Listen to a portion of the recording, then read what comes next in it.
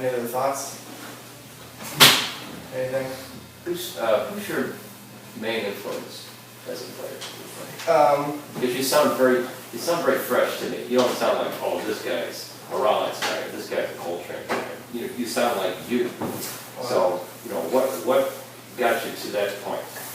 Well, I really appreciate that. That's a really, really high compliment, first of all. Honestly, and I was joking with the guys last night, I can think of 3 distinct phases that I've gone through in my saxophone listening over the past 8 years or so. In high school, I was a complete Michael Brecker head. I was pretty much like my guy.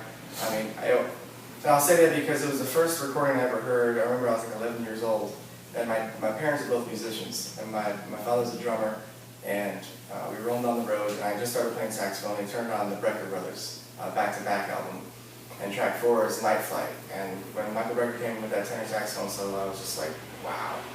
That was it for me. I was setting myself, I want to play saxophone, something like that someday. So I guess because he was always like a personal hero of mine from the get-go, I was very strongly influenced by his playing.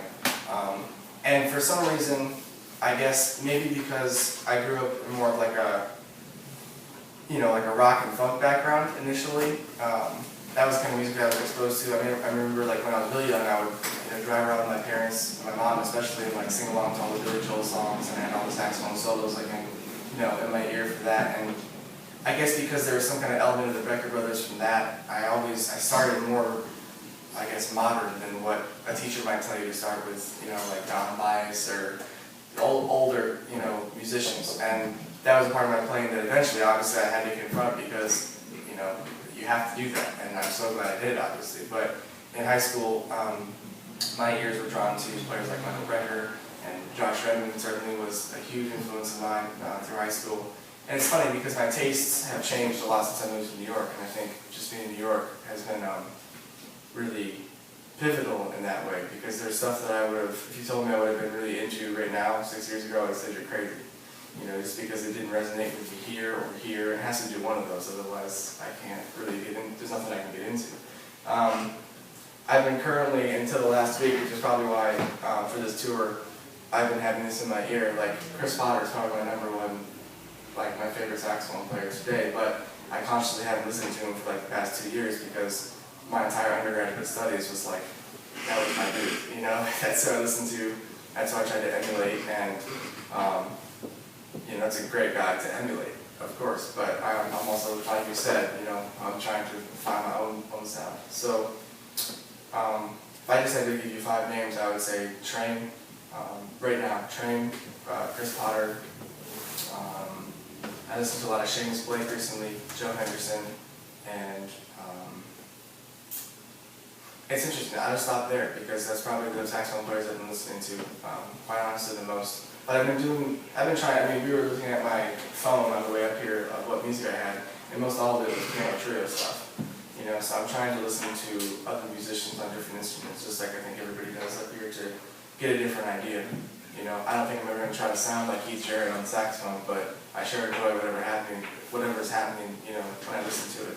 So I think it's a very valuable thing to listen outside of your instrument.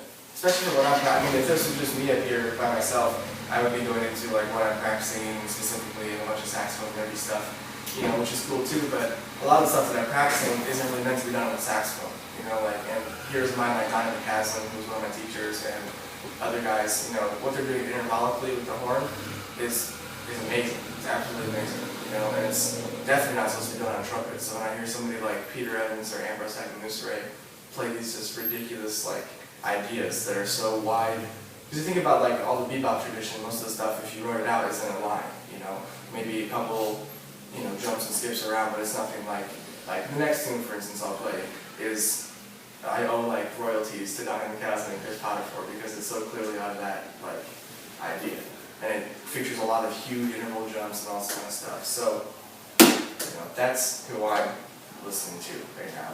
I guess. Okay. Would you like to?